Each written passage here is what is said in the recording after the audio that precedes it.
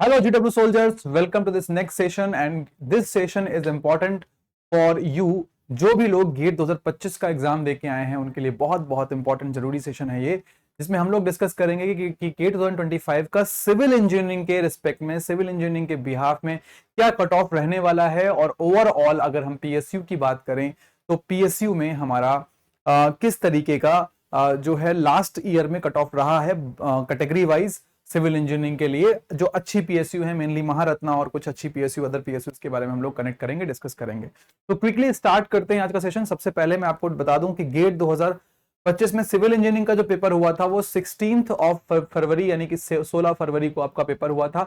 2 session में हुआ था सिविल इंजीनियरिंग, मॉर्निंग और आफ्टरनून सेशन में। और अगर हम बात करें तो दोनों सेशन में पेपर लगभग सिमिलर आया था। कुछ लोग बोल रहे हैं कि मॉर्निंग सेशन थोड़ा सा आसान था और इवनिंग मॉडरेट था, कुछ लोग बोल रहे हैं कि दोनों ही मॉडरेट थे, कुछ लोग बोल रहे हैं कि इवनिंग थोड़ा सा रिलेटिवली आसान था, मॉर्निंग मॉडरेट था। बट एक ओवरव्यू अगर ज्यादातर लोगों के बारे में हम लोग बात करें तो ऐसा देखा गया है कि दोनों ही सेशन ठीक ठाक आए थे, दोनों ही सेशन में बहुत ज्यादा अंतर नहीं था। अब हो सकता है कि मॉर्निंग सेशन में कुछ लोगों के मार्क्स बढ़ जाए नॉर्मलाइजेशन की वजह से, या हो सकता है कि इवनिंग में मार्क्स बढ़ जाए नॉर्मलाइजेशन के हिसाब से। दोनों में से कुछ भी हो सकता है, डिपेंडिंग अपॉन, इस पे भी डिपेंड करता है कि कौन से स्टूडेंट ज्यादा अच्छे स्टूडेंट किस सेशन में गए थे, किस सेशन में जो है बहुत अच्छे स्टूडेंट नहीं गए थे। इन सब बातों पर भी चीजों पे भी डिपेंड करता है। बट दोनों सेशन ही ठीक ठाक डिफिकल्टी के आए थे, किसी में भी मार्क्स बढ़ सकते हैं, घट सकते हैं। लेकिन अगर हम overall average normalise cut off की बात करें तो हम ये एक्सपेक्ट कर रहे हैं कि जनरल के लिए जो कट ऑफ होगा वो 30 मार्क्स के आसपास रहेगा। थोड़ा 1-2 नंबर ऊपर या नीचे हो सकता है, बट 30 मार्क्स के आसपास जनरल के लिए कट ऑफ रहेगा। और अगर आपने 30 के ऊपर आपने मार्क्स लाए हैं तो आप पॉजिटिव हो सकते हैं कि आपका गेट का कट ऑफ क्लियर हो जाएगा। गेट कट ऑफ क्लियर होने से बहुत अच्छी चीजें हैं जो कुछ हो जाती हैं। आप एक एमटेक ऐसे कॉलेज से कर सकते हो जहां पे स्टाइपेंड मिलेगा आपको। अगर आपका गेट क्लियर नहीं हुआ है तो एमटेक में स्टाइपेंड मिलना बहुत मुश्किल हो जाता है, ना के बराबर चांसेस होते हैं। लेकिन गेट आपने क्लियर किया है तो जितनी अच्छी आपके मार्क्स है, जितनी अच्छी रैंक है, उसके हिसाब से आपको आईआईटीज, एनआईटीज या कुछ गवर्नमेंट कॉलेज मिल सकते हैं जहां पे आपको स्टाइपेंड भी मिलेगा। तो ये एक बहुत अच्छी बात होती है गेट क्लियर करने के लिए कि आप अगर आगे हायर एजुकेशन में जा रहे हैं आपको स्टाइपेंड अच्छा मिलेगा। आज की डेट में 12,000 के ऊपर, लगभग 12,500 के आसपास स्टाइपेंड एमटेक का है। और अगर आप एमटेक प्लस पीएचडी करते हैं, जब आप पीएचडी में जाते हैं तो पीएचडी में भी स्टाइपेंड आज की डेट में 30-35,000 के आसपास हो गया। टेक्निकल बैकग्राउंड से है ना, नॉन टेक्निकल बैकग्राउंड से कम है, बट टेक्निकल बैकग्राउंड में अच्छा खासा स्टाइपेंड हो चुका है। तो ये भी आपको एक फायदा मिलता है। तो ओवरऑल अगर हम इन सब चीजों के बारे में बात करें तो मैं बिल्कुल डेफिनेटली आपसे कह सकता हूं कि गेट एग्जाम क्वालिफाई इस बार करने में काफी ज्यादा आपको फायदा होने वाला है। क्यों? क्योंकि पिछले साल अगर आप देखोगे तो बहुत सारे पीएसयू ने गेट से वैकेंसी निकाली थी, सिविल इंजीनियरिंग की भी, बाकी इंजीनियरिंग के भी। और इस साल 2025 में भी हम एक्सपेक्ट कर रहे हैं काफी सारे पीएसयू निकालेंगे, बहुत सारे पीएसयू ने अनाउंस भी किया है।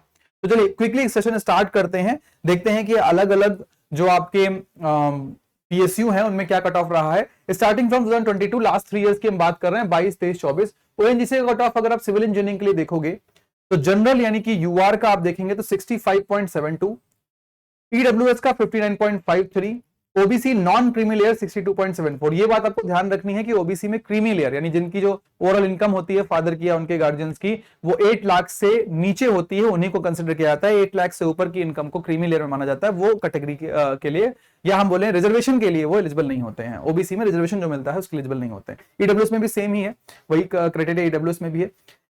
एससी बट ईडब्ल्यूएस की जो इनकम क्राइटेरिया, ओबीसी की इनकम क्राइटेरिया वो थोड़े से अलग अलग है, बट है दोनों में 8 लाख ही, ठीक है। बट एग्रीकल्चर इनकम इंक्लूड हो रही क्या नहीं हो रही, वो सब ईडब्ल्यूएस ओबीसी में अलग अलग क्राइटेरिया है। ओके, एससी का है, एससी का cut off 56.06 and 55.06 cut off है। बट इसमें जो है हमारा ओवरऑल सिलेक्शन के बारे में हम बात नहीं कर रहे हैं, हम बात कर रहे हैं कि इंटरव्यू में किस तरीके से क्वालिफाई हुए थे लोग, किस तरीके से जो है आगे बढ़े थे, उसके हिसाब से हम लोग बात कर रहे हैं, ठीक है। किसी किसी में इंटरव्यू का फाइनल कट ऑफ है, किसी किसी में आपका इंटरव्यू पहुंचने तक का कट ऑफ है। अब ये आपका नेक्स्ट कट ऑफ है सीआईएल यानी कि कोल इंडिया लिमिटेड। कोल इंडिया लिमिटेड का ये राउंड 2 का कट ऑफ है। ओएनजीसी में तो हमने टोटल कट ऑफ के बारे में बात करी थी, कोल इंडिया में हम लोग राउंड 2 का कट ऑफ के बारे में बात कर रहे हैं। 816, ये क्या है? ये आपका स्कोर है आउट ऑफ 1000। गेट 2023 का स्कोर है ये, है ना। इसके पहले 2022 में हमने मार्क्स के बारे में बात की थी, जिसमें स्टूडेंट की कॉल आई है ना, फाइनल जो कॉल आई है उसके बारे में बात की थी। यहां पे हम बात कर रहे हैं 1000 में स्कोर की। दो चीजें होती हैं, एक गेट मार्क्स, दूसरा गेट स्कोर। यहां पे गेट स्कोर के आधार पे है। तो 8 से 16 जनरल में, जनरल में भी जो एचएच कैटेगरी है 259, ओबीसी का नॉन क्रीमी लेयर 728, ओबीसी में फिर जो पीडब्ल्यूडी कैटेगरी है उनमें 573, ईडब्ल्यूएस का 752। तो यहां देखो ईडब्ल्यूएस का ज्यादा गया, ईडब्ल्यूएस का ज्यादा है, ओबीसी का कम है। तो कभी ईडब्ल्यूएस का कम होता है, कभी ओबीसी का कम होता है। ईडब्ल्यूएस ओबीसी आसपास ही होते हैं। फिर एससी का 601 और एसटी का 623। तो यहां पे वही चीज है, नॉर्मली एसटी का कम होता है, बट कुछ भी हो सकता है, कभी एसटी का कम, कभी एससी का कम, ऐसा होता रहता है। ठीक है, तो ये आपका गेट 2023 के बेसिस पे किसका है, कोल इंडिया लिमिटेड का। आगे देखते हैं IOCL का गेट 2024 का। गेट 2024 में सिविल इंजीनियरिंग में वैकेंसी आई थी, उसका कट ऑफ इंटरव्यू कॉल के लिए, इंटरव्यू कॉल के लिए कितना था 43.79। देखिए कितना कम मार्क्स है, 43.79 बहुत कम मार्क्स है। लेकिन गेट 2024 आपका IIT कानपुर ने पेपर बनाया था, डिफिकल्ट भी था, तो ऑब्वियस सी बात है कि 43.45 46 नंबर लाना भी ठीक ठाक है। बट ये इंटरव्यू कॉल की है, फाइनल सिलेक्शन का नहीं है। ठीक है, ईडब्ल्यूएस की 40 में मार्क्स में कॉल आई थी, ओबीसी की 40 में आई थी, और एससी में 32 आई थी, और एसटी में 27। अगर आप फाइनल सिलेक्शन की बात करोगे तो फाइनल सिलेक्शन में 60 मार्क्स प्लस ही हुआ था, फाइनल सिलेक्शन 60 मार्क्स प्लस ही हुआ था IOCL में। ठीक है, आगे बात करते हैं नेक्स्ट आपका कट ऑफ राउंड 3। एनटीपीसी में 3 राउंड होते हैं, तो थर्ड राउंड का फाइनल राउंड का कट ऑफ है। जनरल के लिए अगर हम लोग बात करें, जनरल के लिए फिर ये आपका ईडब्ल्यूएस के लिए है, ये आपका ओबीसी के लिए है, ये आपका एससी के लिए है, ये आपका एसटी के लिए है, ये आपका एससी के लिए है, ये आपका एसटी के लिए है, और फिर आगे आपके वो ये सारे पीडब्ल्यूडी कैटेगरीज के हैं, पर्सन विद डिफरेंट एबिलिटीज। तो जनरल में आप देखो ये सारी रैंक्स हैं, दीज ऑल आर रैंक्स, आपका रैंक्स। जनरल में 314 रैंक तक हुआ, यहाँ रैंक के हिसाब से है। ठीक है, यहाँ रैंक्स के हिसाब से 314 रैंक पे जनरल में हुआ है राउंड 3 में सिलेक्शन। ईडब्ल्यूएस में 6034। एक्चुअली ईडब्ल्यूएस में कई बार होता है कि काफी हाई रैंक वाले का इंटरव्यू बहुत अच्छा चला जाता है, तो इसलिए 6031। ओबीसी में 961, एससी में 2380, एसटी में 2765। बाकी ये आपका पीडब्ल्यूडी का कट ऑफ है। तो ये आपका एनटीपीसी गेट 2023 में उसका कट ऑफ है ये। तो आप देखोगे कि अगर जनरल में आपकी 300 350 रैंक भी है तो आपको अच्छी महारत्ना पीएसयू मिल रही है ना। 500 के अंदर रैंक में काफी अच्छे चांसेस होते हैं आपके महारत्ना मिलने के। एनएचपीसी कंपनी में क्या है, NHPC national hydro power corporation है, NTPC national thermal power corporation थी। इसका 2023 का कट ऑफ जनरल का आप देखोगे 60 है ना। ये शॉर्टलिस्ट कैंडिडेट क्या है, फर्दर सिलेक्शन प्रोसेस, मतलब इंटरव्यू के लिए बात की जा रही है।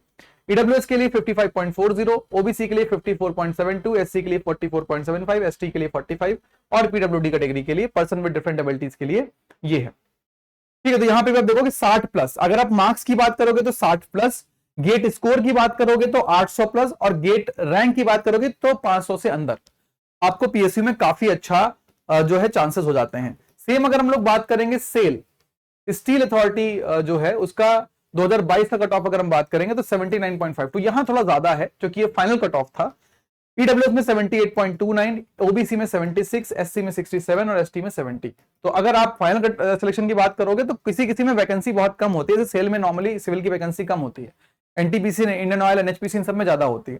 जहां कम वैकेंसी है वहां कट ऑफ 75 के ऊपर भी जा सकता है। पीजीसीआईएल क्या है, power grid corporation of India limited.